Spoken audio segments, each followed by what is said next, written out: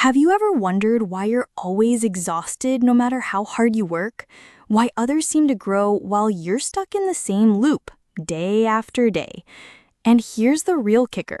What if the enemy isn't the job, the boss, or even the world, but your own mind? Before we go further, ask yourself one thing. Could your mindset be the invisible wall holding your life back?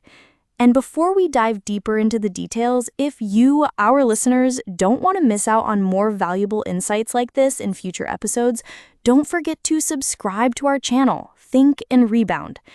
You know, it's so easy to point fingers at external factors when things go wrong, whether it's the economy, bad luck, or even other people. But that's just the external reflection, because what's more important often happens inside of us. And today, we're going to talk about Arthur. But let me just say up front that all the stories we're going to tell are using fictitious names to make the picture clearer. Arthur had a big dream since he was a kid. He dreamt of creating something that could change the world with technology. He had a special ability to see patterns and solve complex problems that no one else could. He dedicated countless hours to learning and developing himself in this field. That's right, his life's goal was very clear. He worked so hard to get to that point, and he really did it. After graduating, he got a job at a leading tech company. He quickly advanced in his career, and the innovative solutions he created earned him a lot of recognition and praise. It seemed like he was on a fast track to great success. But then came a turning point that caused his life to stumble. The company decided to pivot and invest in a highly competitive new market, artificial intelligence, or AI. And that's exactly where Arthur's core expertise wasn't. He was a master of traditional software architecture, not the evolving, often complex and ambiguous world of AI algorithms. Suddenly, Arthur, the man who always had the answers, felt lost. Projects that once seemed effortless now felt like scaling a sheer cliff face. His usual confidence began to chip away, replaced by a gnawing self-doubt. He started working longer hours, sometimes staying at the office until the early hours of the morning, hoping sheer effort would compensate for his perceived lack of understanding. But the more he pushed, the more frustrated he became. Have you ever felt this way, where you try and try, but everything just seems to get harder? He saw younger colleagues, fresh out of university, quickly grasping concepts that eluded him. If we were in Arthur's shoes, if our professional identity, our sense of self-worth, was so intricately tied to being the expert, the problem solver like he was, how do you think we would react to this sudden shift? Would we double down on what we know, resisting the new? Or would we try to adapt, even if it felt incredibly uncomfortable? What Arthur was experiencing was a classic case of someone with a fixed mindset encountering a growth opportunity. His previous successes had ingrained in him the belief that his intelligence, his abilities, were static, unchangeable. When faced with a challenge that didn't fit neatly into his existing skill set, his internal enemy, that fixed mindset, whispered doubts in his mind. That voice told him, "You're not good enough for this," or "You're falling behind, everyone else understands it much faster than you." These thoughts weren't just fleeting, they started to define his reality. He stopped asking questions in meetings, fearing he'd expose his lack of knowledge. He avoided collaboration, convinced he'd be a burden. That's right. The critical point here is that when we believe our intelligence or talents are predetermined, we tend to avoid challenges, give up easily in the face of obstacles, see effort as fruitless, and even ignore useful negative feedback. And what's worse, we might even feel threatened by the success of others. Have any of you listeners ever felt this way?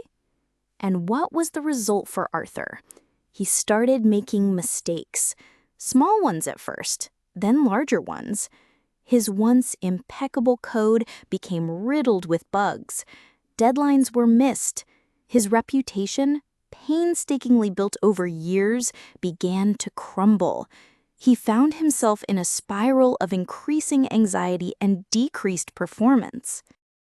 It took a particularly harsh performance review for Arthur to hit rock bottom.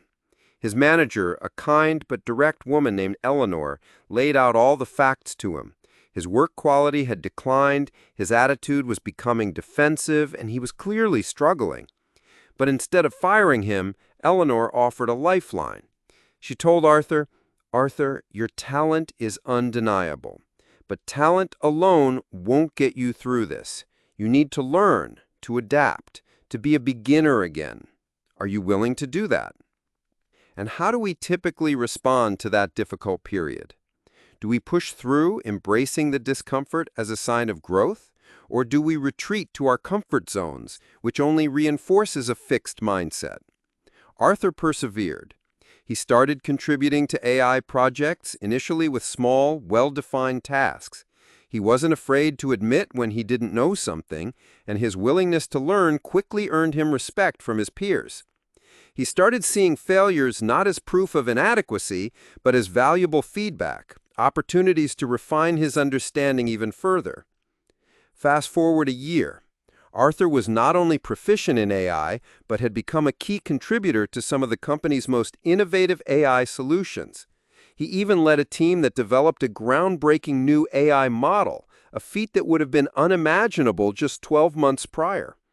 His success story wasn't about being the smartest. It was about being the most willing to learn and adapt. What do these stories have in common? It's not just about overcoming adversity. It's about the fundamental belief that abilities can be developed, that intelligence isn't fixed, and that effort leads to mastery. This is the essence of a growth mindset. It's the belief that your enemies, be they challenges, setbacks, or your own self-doubt, are actually opportunities in disguise. Arthur's story isn't unique. Consider Sarah, a talented artist who faced repeated rejections from galleries. Instead of concluding she wasn't good enough, she took each rejection as feedback, meticulously analyzing why her work might not be connecting with the curators. She attended workshops, experimented with new styles, and actively sought criticism from fellow artists. Eventually, her perseverance paid off, and her work found its way into prestigious exhibitions. Or David, a small business owner whose store was struggling due to changing consumer habits. Instead of despairing, he looked at the shift as an opportunity to innovate. He invested in e-commerce, learned digital marketing from scratch, and completely reimagined his product offerings to cater to the new market. His business not only survived, but thrived in the digital age. So how do we cultivate this powerful mindset? It's not a switch you flip, it's a muscle you strengthen over time. First, recognize your fixed mindset voice, that nagging voice that says, "I can't," or "this is too hard." When you hear it, acknowledge it, but don't obey it. Second, embrace challenges as opportunities to learn. Think of them as puzzles to solve, not walls to stop you. Every time you step outside your comfort zone, you're expanding your capacity. Third, focus on effort and process, not just outcome. Arthur's breakthrough wasn't instant. It was the result of consistent effort in learning. Celebrate the small wins, the progress you make, not just the final destination. To put it simply, we've seen how Arthur's fixed mindset nearly derailed his brilliant career, and how a shift to a growth mindset allowed him to not only adapt, but to truly excel. We've also touched upon Sarah's artistic journey and David's business transformation, all powered by the same fundamental principle. Your mindset is the most powerful tool you possess.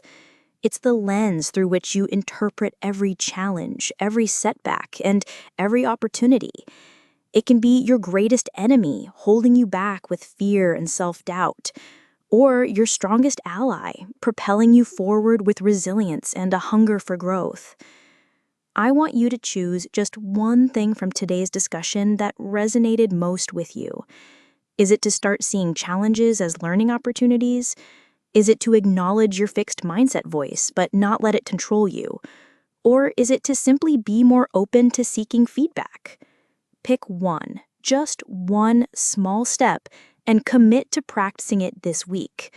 That single step, consistently applied, is the beginning of outsmarting your enemies and truly shaping your success story.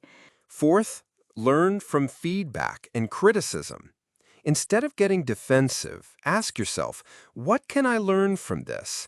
How can I improve? This turns potential setbacks into valuable lessons. Fifth, find inspiration in the success of others. See their achievements as proof of what's possible, not as a threat to your own standing. This shifts you from comparison to motivation. So, what's your enemy today? Is it a difficult project at work? A personal challenge?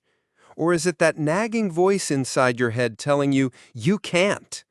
The good news is, you have the power to disarm that enemy. You have the power to reshape your mindset, to write a new success story. Remember, your mind is your most powerful asset. Train it well, and there's no enemy you can't outsmart. Thank you for joining us on Think and Rebound. Until next time, keep growing.